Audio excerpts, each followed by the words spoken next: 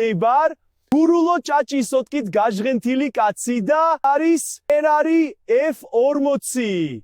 987 წელი. Ferraris 40 წლის იუბილე. Enzo ინჟინერებს უთხრა, გამიკეთეთ ნამდვილი რეისინგ მანქანა ქუჩისთვის. ყოველგვარი კომპრომისის გარეშე. ეს არ არის ლუქსი, ეს არ არის კომფორტი. ეს არის სისუფთავე, რომელსაც მხოლოდ ერთი ადამიანი ხედავდა. Enzo Ferrari. შედეგი 478 ცხენის ძალა და 0-დან 100-მდე თითქმის 4 წამში. 1987 წელს ეს კოსმოსი იყო. შიგნით არ არის ხალიჩა, არ არის ხმის იზოლაცია. ფანჯარა ხელით იხსნება პატარა პლასტმასის სახელურით. ეს განზრახ გაკეთდა. რატომ? იმიტომ რომ Enzo Ferrari ამბობდა, მანქანა მძღოლისთვის უნდა იყოს, არა პირიქით. სრულად კარბონია. მთლიანი მანქანა იწონის მხოლოდ 1100 კილოგრამს.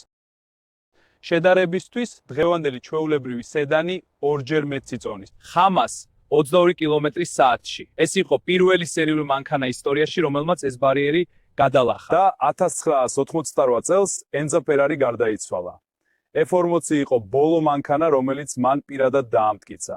F40 არ აქვს დამხმარე სისტემები. ყველაფერი მხოლოდ შენზეა დამოკიდებული. ეს მანქანა შეცდომას არ პატიობს. და მაინც მსოფლიოს ყველაზე გამოცდილი მძღოლები ერთხმად ამბობენ.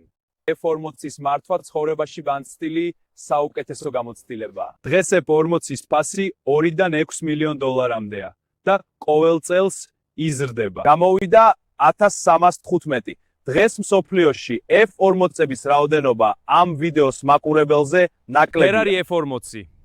Enzo Ferraris ბოლო ოცნება და შესაძლოა ავტომობილის მთელი ისტორიის ყველაზე დიდი შედევრია. სწორედ ამიტომ არის F40 ლეგენდა.